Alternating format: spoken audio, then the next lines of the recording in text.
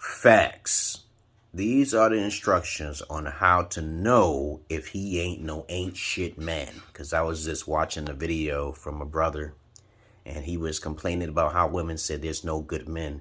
Now, I'm going to tell you from my perspective as an anecdotal therapist to hundreds of women I've talked to, 9 times out of 10, most women meet the perfect mate before the age of 25, at least twice, 2 to 3 times.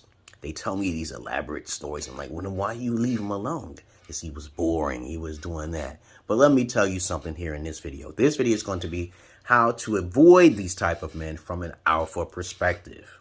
An alpha perspective is one of the rare men out there. These are real men, about 5 to 10% of the men. And most women don't like them at all because they're too overbearing, too over controlling and everything else. I'm a generational X, by the way. And these men, you just have to watch out for. Most of the time when I talk to guys who like to drink, they like to smoke, they got tattoos, they got the hair on the head, hat on backwards, okay? Or if you're just getting horny, that's a time when you're not supposed to be going outside. There's something else you're supposed to be doing. Also, is another bit of advice here is that try to get approval before you have sex with males, especially if you're mature and you're not letting your horniness get in the way. Try to get approval from an alpha father or someone who's your elder, okay, or some grandfather, you know. Try to get an evaluation before you get too involved, because a lot of times when I check for women, I'm always looking for the father or the mother to look at genetics to see how my future's going to be. But it's real important to make sure you check up front what they want. If you know that they're a beta alpha, most of the time they're going to be a beta alpha because you're going to be attracted to this guy. He's going to be a fuck boy. He's going to be a no-gooder. He's going to fuck you over, okay? And when he's talking to you, he's going to try to swoon you into something sexual, okay? And I keep trying to tell women all the time, is he attractive? Or you letting your guard down a little bit? Okay, he's fine, okay? And then on top of that, you're wearing makeup and cosmetics and fake hair and nails and shit just to impress the brother. It's a waste of goddamn time. He's smoking. He don't care about his health. He's drinking. You're out. He's automatically out if he uses one drug. If he's not upfront about what he's going to do it to your body, and he don't seem to be very active, you know, physically, through his health or through spirituality, any kind of sense, he's not really a religious person. Now, I'm going to tell you something about religious men. 9 times out of 10, they're good men. They're more likely to be beta, and they're easily to be controlled. But don't take advantage of the brother, okay? You know, this is a problem what a lot of women have. They'll meet a nice brother who they're not really attracted to and then take advantage of him because you've been bamboozled by the media and shit, right? But it's real important to stay away from this media content because my daughters don't look at guys the way a lot of other girls look at guys, what is attractive and what, you know, you don't teach your daughters, okay, the daughters are the future of humanity, right? So what you have to do is teach women how to share. Polygyny is key. Virginity is key, right? Trade is key, right? Because I look at every relationship like a business. You give me this and I'll give you this, because a man is usually most likely providing more for you than you're providing for him, regardless if you can have babies or not, because it's still up to the man's finances to take care of the child. So try to be responsible enough to look at a man's first outer appearance. I know you're going to be attracted to most of the beta alpha cucks, but try to settle for a guy who's just like yourself. If you're a beta female basically needs to wear makeup. Okay, you don't understand your number. Okay, there's an attractive number. Okay, and you don't know that number, so you should deal with. If you're a fat fuck, you should, like I said before, you should deal with a fat fuck. If you're a thin type of chick, female, you should deal with the same type of guy. You know, if you are like this, you are like this. You should deal with the same attraction of yourself in the man that you're looking for. This is very important, okay? Because a lot of times you women get mixed and matched up with the wrong type of guy, and you are definitely not attracted to that guy. You're just completely in it for the long haul because of his money, and then he's trying to get some honey, but you thinking about money all the time. So you saying no to this, and even if you get the money, you're gonna be selfish. You can't do that. You can't do that. Men are low maintenance creatures. So how to avoid a fuckboy is just that, what I said in this 5-minute video so far. You don't be horny. Don't be going outside the clubbing and partying and shit. You'll get yourself a fuckboy. I call them fuckboys. A whack-ass motherfucker. A beta male cuck. Suck. Okay, who's a motherfucking simp. You don't care about your past history or anything. Like I said before, alphas only do virginity and polygyny, and they do trade.